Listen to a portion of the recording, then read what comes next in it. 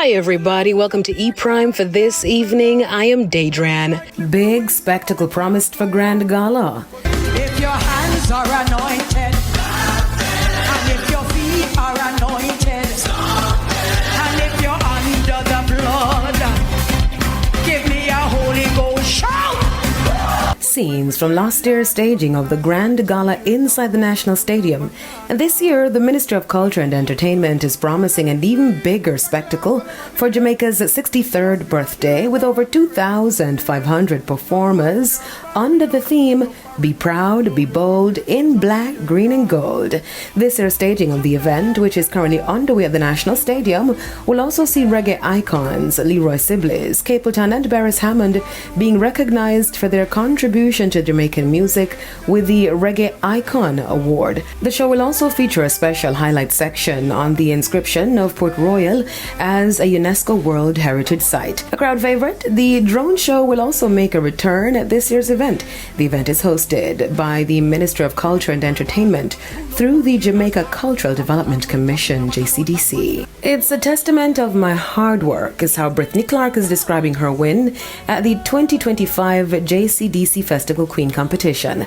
Last weekend, the 28-year-old who represents the parish of Kingston and St. Andrew walked away as this year's title holder after a fierce competition inside the National Indoor Sports Centre in Kingston.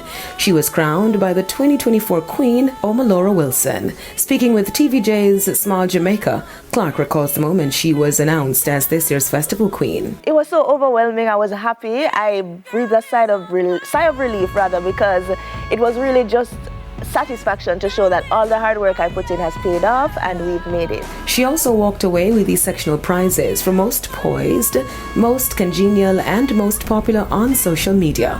She expressed that of the three, she was most pleased with copying the award for Most Congenial. When I heard my name called for that, I almost cried because it's really good when the contestants can see you for who you are and know that you have genuine intentions, and it just speaks to the fact that I tend to just show everybody love. It's all about kindness. You don't know anybody's background. All of us are coming in as strangers. So the best thing to do is give everybody grace, lead with compassion, and just be a good person. At 28 years old, Clark had aged out of the competition.